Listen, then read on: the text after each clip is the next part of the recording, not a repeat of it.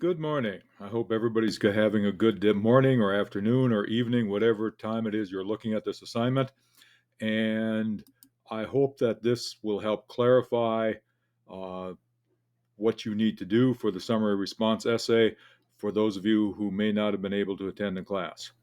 If you look at the first line, it's write a summary response essay on one of the following: the CNN article from the textbook, the Anthropocene Reviewed, pages 127 to 132, the Internet, pages 123 through 128, um, and the QWERTY keyboards, pages 239 to 243. Also, if you don't want to use one from the textbook, I've added the option of The Myth of Multitasking by Christine Rosen. That PDF is attached to the assignment on Google Classroom. I will also get it on D2L. And please note that it's one of the following. One of the following. Some quick reminders about the summary response essay in general. First, cite the author and the title of the text in the first one or two sentences of the summary. Rephrase the author's thesis or present the author's attitude towards the subject being discussed. Again, that should be in the first or second sentence. Indicate or paraphrase the main ideas without plagiarism. You're putting this in your own words, you're not following the format, and you're not quoting directly. If there is a direct quotation, please use the keywords, please use the phrases or sentences. Make sure you use quotation marks. Use author tags. In this case, it'll be Green writes, Green claims, Green asserts, Green says, or Rosen writes, Rosen asserts, Rosen says. Avoid specific examples, that's for the response, and be as objective as you possibly can. Okay, this is the objective section here. You're not going to worry necessarily about the how you feel about it until you get to the response. In the response, try to provide some sort of transition from the summary and try to avoid this idea of having an outline form where this is my summary, this is my response. Try to be smoother than that, please. State a thesis that sums up your opinion of the work being discussed and provide convincing arguments. We've talked a lot about the claim data warrant. Provide some convincing arguments that include specific concrete claims, some data, and warrants. Speaking of data, evidence from the text of the original article, whether it's the CNN article, the QWERTY keyboard article, the Internet article, or the multitasking article. Okay? Make sure that there's stuff that you can support. Don't rely on just hearsay. Don't rely on just emotion. Make sure you can support it. I don't like it is not enough to say it's a bad essay. Again, make sure it's a response, not a second summary. And again, understand that not everybody might have the same point of view as you do.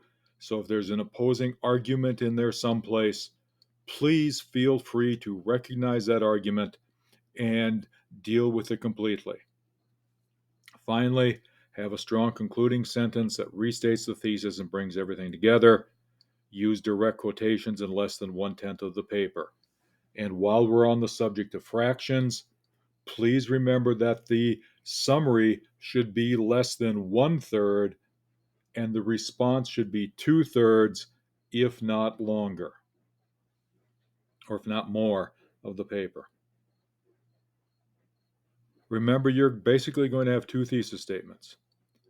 The summary restates the author's thesis and how it's developed. The response is your thesis, your opinion about the article, your reasons for that opinion about the article. Some specifics, some formatting details. If you're in my Monday, Wednesday, Friday class, the final copy will be due on September 26th at 11:59 p.m. If you're in the Tuesday, Thursday class, the final copy is due September 27th at 11:59 p.m. There's usually a grace period for daily writings. There is no grace period for essays. And look at the syllabus to talk about the fact that late essays aren't going to earn an A, and that what the time frames for dropping things down. And let's work on editing as we go here. There will be no grace period for essays. Okay. Your summary response should be 2 to 3 pages. That means 2 full pages getting onto the third page. It does not mean starting on the second page and that counts as a full page. 2 full pages getting onto the third page. Again, take a look at some of these details. Double spaced. While you're changing the spacing, be sure to change the before and after spacing to 0. If you give me a second here, I'll try to show you how to do that. Okay, so if I'm going down and I'm taking a look, here's my spacing on a Google Doc. Right now, this is at 1.5. You will click double.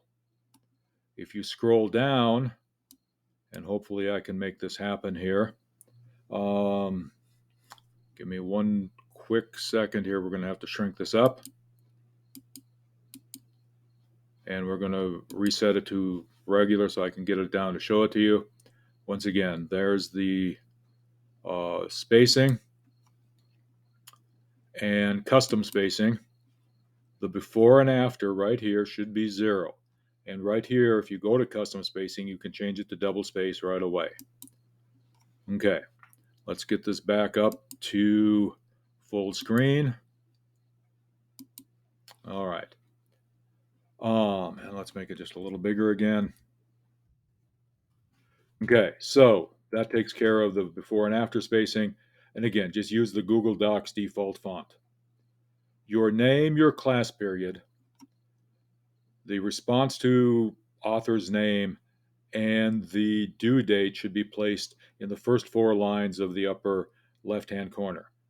Don't put this information in the page header. This information should be single spaced. So if your name is John Smith and you're in the 2 p.m. Comp 103, you are responding to Green's CNN or Rosen's multitasking or Green's internet. And the same if you're in the 8 a.m. Comp, John Smith, 8 a.m. Comp 103, response to Green's QWERTY keyboard or response to Rosen's multitasking. And then notice the due date for each essay, 9/26/22 for Monday, Wednesday, Friday, 9/27/22. Each paper needs a title. The title should be in the default font and centered on the page. Make sure that you change the settings so that you don't center the whole essay. There should not be an extra double space between the title and the body. It's title, double space, begin typing, not title, space, space, begin typing. Remember that plagiarized work will receive a 0, and that Turnitin and Google Classroom will both be used to collect any plagiarism, to detect any plagiarism in student work. I may not have this rubric in front of me as I grade essays. I will probably be using this, definitely be using this criteria as I grade each essay. Your thesis, the thesis of the response, does it offer some creative insight into CNN, the QWERTY keyboard, the internet, or multitasking? The organization is clear and effective in illustrating and supporting the thesis. We've spent quite a bit of time in class on the CDW paragraphs, on those chunk paragraphs. So claim, data, warrant, that covers 2 and 3 as we go through the response. Do you have good critical support? Do you have specific evidence? But more importantly, do you have the warrants to back up that evidence? Then, are the sentences complex and varied? Have you avoided grammatical errors? I have indicated in daily writings things like sentence fragments, run on sentences. I have talked in a couple of daily writings about people who have too many simple sentences strewn together. And please remember that some of you will be able to be in one of the writing labs, and we can talk about sentences as we go through the writing labs. Also, I hope to have talked about sentences when we do the sample one in class on Monday or Tuesday of this week. Finally, just some tips for this essay.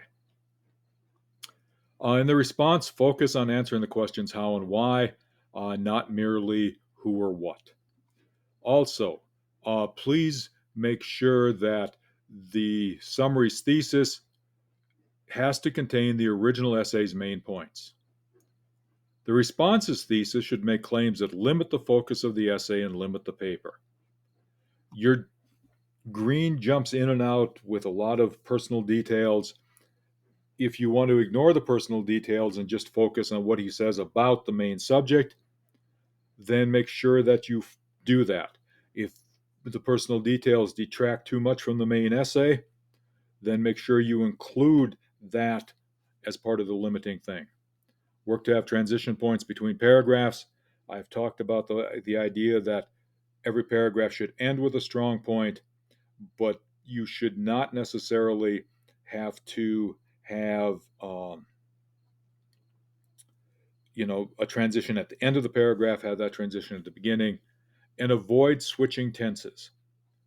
Don't switch from present to past. In this essay, you're going to write in the present tense. You're going to say Green writes, he claims, he asserts, or Rosen writes, she claims, she asserts. Write in the present tense. In this essay in particular, just write in the present tense. And very quickly, as a quick aside, remember that the words I feel, I believe, I think just won't need to be there. And, you know, even if you're talking about Green's personal thing, he retells, he recounts, he explains, present tense. I hope that this clears up things. If you weren't in class, remember that we do have the one question, one comment. So the next time you're in class, please ask questions about the assignment. Please get all the clarification you can need. You need, and I hope again that you've had a good day or you will have a good evening, whatever time it is you're watching this. And I apologize for the dishwasher. I apologize for the stammering and stuttering. I hope that they didn't detract and you have everything you need for this essay.